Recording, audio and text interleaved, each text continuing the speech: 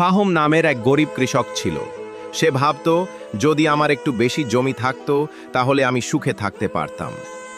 ধীরে ধীরে তার এই ইচ্ছা লোভে পরিণত হয়।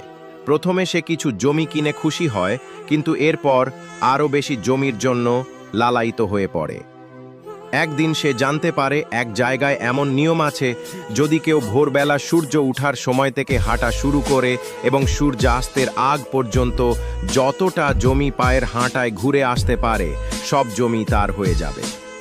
তবে শর্ত একটাই, সেই ব্যক্তি ঠিক যেখানে থেকে হাঁটা শুরু করবে তাকে সূর্য ডোবার আগেই আবার সেখানে ফিরে আসতে হবে। ফাহম রাজি হয়। সে ভোরবেলা হাঁটা শুরু করে, কিন্তু লোভে পড়ে আরও জমি ঘিরে ফেলতে থাকে।